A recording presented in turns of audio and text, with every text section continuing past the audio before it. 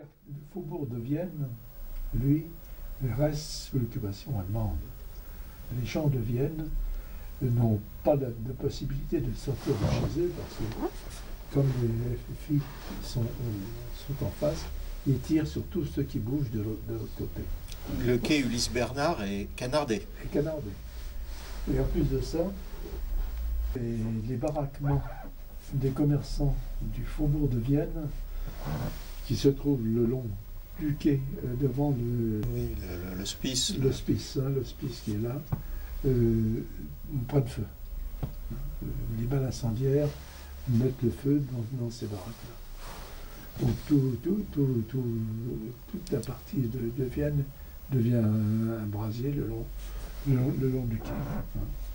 Les Allemands tirent à partir de canons qui se trouvent dans les carrières de Vineuil, en haut de la côte de Saint-Gervais, et au château de Saint-Gervais.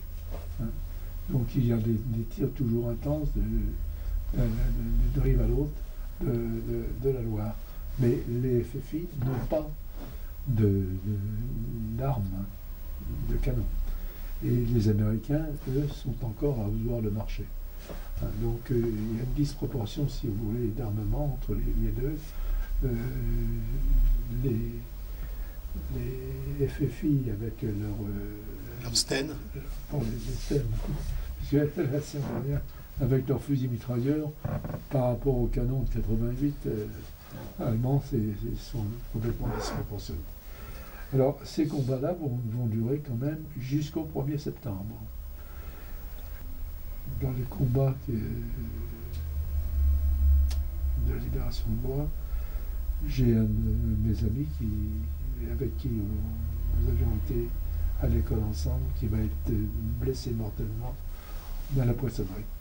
Il décédera au mois de décembre, il avait une balle explosive dans la colonne vertébrale, il ne survivra pas, et on n'aura même pas pu aller à son enterrement, puisque à ce moment-là, nous étions partis À Lorient. Comment s'appelait-il? Régnier, Jean Régnier. Les unités FFI de Blois se rassemblent, si vous voulez, et prennent une structure d'armée régulière. Ce n'est plus des petits groupes individuels, etc. Maintenant, il y a des unités, compagnies, sections, pelotons, etc. Tout. On arrive au 1er septembre, et le 1er septembre, donc du faubourg de Vienne au matin, puisque nous étions en position sur les bords de la Loire.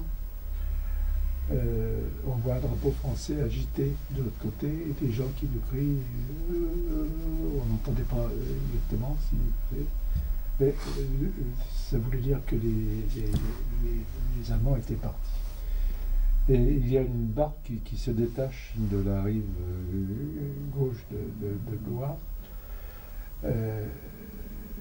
conduite par un poissonnier, et qui se dirige vers notre poste. Il nous dit que les Allemands sont partis, bon, maintenant on peut traverser. Alors, le premier groupe, on fait partie du premier groupe qui vont traverser la Loire. Alors avec le fusil mitrailleur en batterie sur le devant de la barque, et on s'attendait à avoir une réception. Une réception, on ne pouvait jamais savoir. Mais on a eu une réception, mais pas celle que vous redoutiez. Non, du tout. Au contraire, en arrivant, bon, c'était une effusion de la population. Mais il y avait quand même un revers à notre joie, c'est que nous avions traversé sans autorisation. Et